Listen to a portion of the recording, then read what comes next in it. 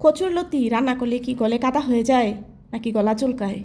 তাহলে আজকের ভিডিওটি আপনার জন্য। আজ আপনাদের দেখাবো কাঁঠালের বিচি আর চিংড়ি মাছ দিয়ে একদম জর্জরে কচুরলতি রান্নার সবচেয়ে পারফেক্ট ও সহজ রেসিপি। গ্যারান্টি দিচ্ছি, রেসিপিটি এ টু জেড ফলো করলে লতি একটুও ভাঙবে না আর স্বাদ হবে মুখে লেগে থাকার মতো। চলুন রেসিপিটি শুরু করা যাক। এইখানে আমি লতিগুলো পরিষ্কার করে ভালো করে ধুয়ে জল ঝরিয়ে নিয়েছি। সাথে কাঁঠালের বিচির উপরের লাল চামড়া পরিষ্কার করে লম্বা করে কেটে নিয়েছি। তবে সাবধান, লতির গায়ে কখনো ঠান্ডা পানি লাগানো যাবে না। লতিগুলো ধোয়ার সময় পানি হালকা কুসুম গরম করে নেবেন, তাহলে ধোয়ার সময় হাতও চুলকাবে না আর খাওয়ার সময় গলাও চুলকাবে না। এখন একটি প্যান চুলায় বসিয়ে রান্নার তেল দিয়ে দিব। তেল গরম হয়ে আসলে কিছুটা রসুন কুচি ও পেঁয়াজ কুচি দিব। এই রসুন কুচি দেওয়ার ফলে লতি গলায় ধরার কোনো চান্স থাকবে না।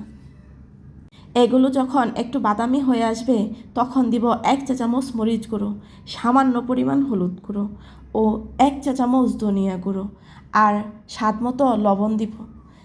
তেল বেশি ছিটাছিটি করবে, সেজন্য এখানে আমি আগেই পানি দিয়েছি। ও হ্যাঁ, কচুরলতিতে কিন্তু বেশি হলুদ ব্যবহার করা যাবে না, একদম সামান্য পরিমাণ দিতে হবে, শুধু একটু কালারের জন্য। কচুরলতিতে বেশি হলুদ হলে এর আসল স্বাদ পাওয়া যায় না। এখন দিব জিরা, পেঁয়াজ ও রসুন বাটা 2 চা চামচ।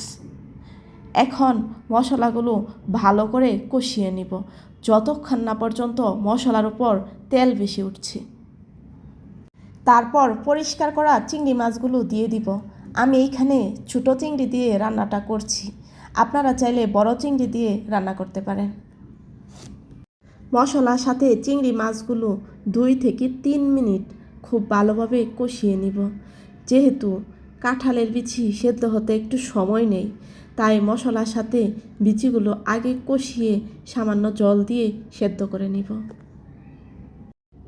লতি আর কাঁঠালের বিচি দুইটিই কিন্তু সুপার নিউট্রিশিয়াস। কচুরলতিতে আছে প্রচুর আয়রন, যা বডিতে হিমোগ্লোবিন বাড়াতে হেল্প করে, আর কাঁঠালের বিচির হাই প্রোটিন এবং ফাইবার আমাদের ডাইজেশন ও এনার্জি বুস্ট করতে দারুণ কাজ করে। যখন এই হেলদি উপাদানের সাথে অ্যাড হয় ফ্রেশ চিংড়ি, তখন এর টেস্ট প্রোফাইল চলে যায় একদম নেক্সট লেভেলে। গরম ভাতের সাথে এই ইউনিক রেসিপিটি ট্রাই করলেই বুঝতে পারবেন, এটি জাস্ট মাউথ ওয়াটারিং। কষানো হয়ে গেলে ঝুল শুকিয়ে আসলে আবারও একটু জল দিয়ে দিব। যখন ঝুলটা গরম হয়ে বলক উঠে যাবে তখন কিন্তু লতিগুলো দিতে হবে।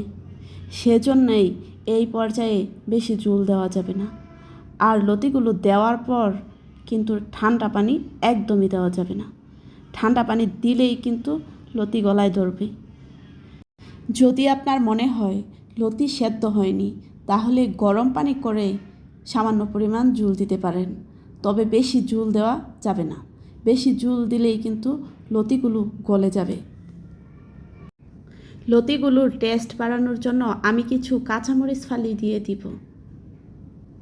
এই রান্নায় শুকনা মরিচের গুঁড়ার চেয়ে কাঁচামরিচ বেশি ব্যবহার করলে টেস্টটা একটু বেশি হয়।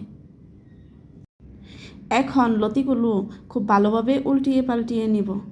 এই পর্যায়ে ঢাকনা দিয়ে ঢেকে চুলার আঁচ বাড়িয়ে কিছুক্ষণ রান্না করে নিব। এখন ঢাকনা খুলে উল্টিয়ে পাল্টিয়ে নিব। এখন যেহেতু ঝোল একদম শুকিয়ে গেছে, তাই চুলার আঁচ একদম লতে করে দেব। লতি রান্নার ক্ষেত্রে কখনোই চুলার আঁচ হাই বা বেশি ঝোল, তাড়াহুড়া কোনোটাই করা যাবে না। চুলার আঁচ মিডিয়াম রেখে অল্প ঝোলে রান্না করলে লতি যেমন জর্জরে হবে তেমনই সুস্বাদু হবে। একদম শেষে চুলার আঁচ লো রেখে লতি থেকে তেল বেরিয়ে আসা পর্যন্ত অপেক্ষা করতে হবে। আর লতিতে একটু তেল বেশি হলেই কিন্তু লতিটা খেতে ভালো লাগে। দেখুন, তৈরি হয়ে গেল আমাদের দুর্দান্ত স্বাদের জর্জরে লতি চিংড়ি। একটা লতিও কিন্তু গলে যায়নি, অথচ খুব সুন্দর সেদ্ধ হয়েছে। কালারটাও কিন্তু একদম পারফেক্ট আছে। গরম ভাতের সাথে এটি জাস্ট অমৃত।